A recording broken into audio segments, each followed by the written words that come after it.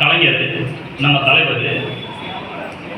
எந்த நிலையிலும் பொல்லாதத செய்ய மறுத்தவர் கலைஞர் நம்ம தலைவர். கடவுள் அல்ல கடவுள் அல்ல கலைஞர், கருணையுள்ள கருணையுள்ள மனிதர். கவிஞருக்கெல்லாம் கவிஞர், தலைவருக்கெல்லாம் தலைவர். சமத்துவத்தின் உருவம் தானே கலைஞர். சனாதான வாதத்தினை ஒழிக்க வந்த தலைவர் நம்ம கலைஞர். புரிஞ்சமா? புரிஞ்சா? Okay okay. சுத்தியும் காவி கத்தி வெல்வதோ கலைஞர் யுக்தி. பகுத்தாயும் மனித புத்தி, அதுவே பராசக்தி. புரிஞ்சுங்களா?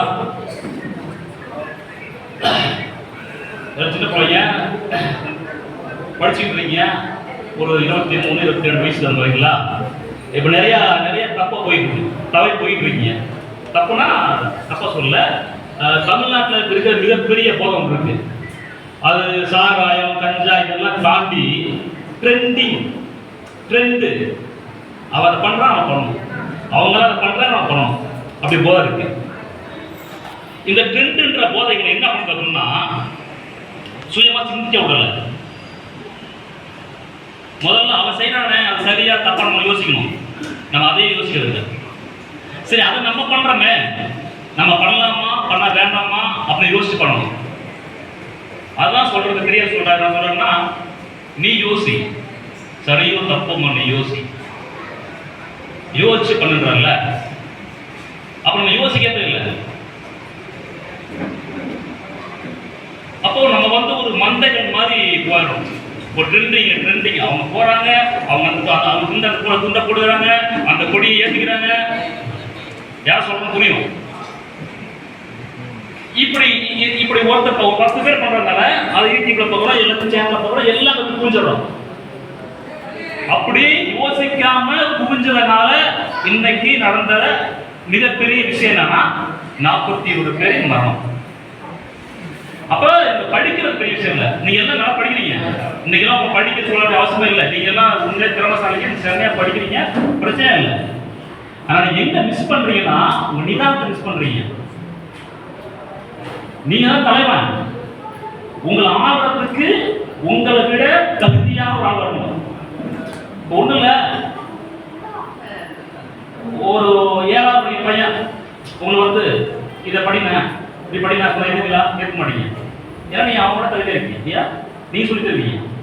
அப்போ உங்களுக்கு சொல்லி தர்றதுக்கும் உங்களை வேலை பார்க்கறதுக்கும் ஒரு தலைவன் வேணும். அப்படின்னா அந்த தலைவன் உங்களை விட தகுதியான ஒரு ஆள் வேணும். ஓகேங்களா? அதே மாதிரி ஒரு தலைவன் எப்படின்னா நமக்கு தந்தை அப்பா மாதிரி. ஒரு அப்பா குழந்தைய கூட்டு போறாரு ஆத்துக்கு நீச்சல் பழக. குழந்தை நீச்சல் பழகிட்டு இருக்கு. திடீர்னு தண்ணி அதிகமாக வருது. இப்போ அந்த குழந்தைகளை காப்பாற்றி கொண்டு வருவாங்கல்ல, காப்பாற்றி கொண்டு கரை சேர்க்கிறவன் தான் அந்த தந்தை. அப்படி காப்பாற்றி கரை சேர்க்காம அங்கிருந்து எஸ்கேப் ஆகி ஓடுற தந்தைகள் அல்ல.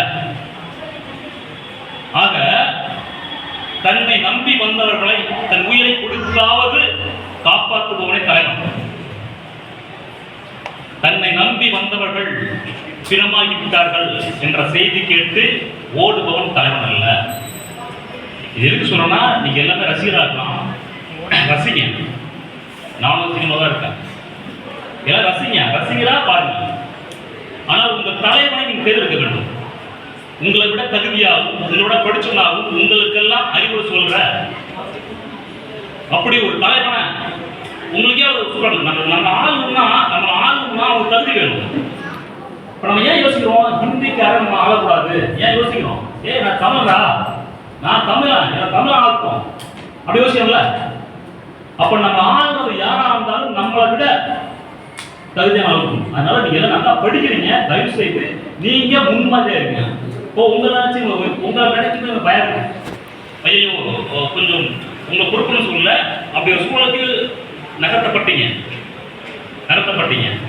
அப்ப உங்களுக்கு பயமா இருக்கு, ஐயோ நீங்க எல்லாம் இப்படி தடமாறி போயிருங்களோ வழி மாறி போயிருங்களோ பயம் இருக்கு. அது ஏன் அப்படின்னா நீங்க தான் ரோல் மாடல். உங்களுக்கு கீழே உங்க தங்கச்சி உங்க தம்பி இருக்காங்க, உங்களை பார்த்து அவங்க பார்க்கணுவாங்க. அத நீங்க முன்மாதிரியா இருக்கணும், நீங்க ரோல் மாடல். நீங்க சொல்லுங்க, நீங்க அவங்க அட்வைஸ் பண்ணுங்க, இதை பண்றா இதை இப்படி பண்ணிட்டு நீங்க சிறப்பா இருக்கணும், உங்களுடைய அறிவு தெளிவா இருக்கணும். ஓகேங்களா?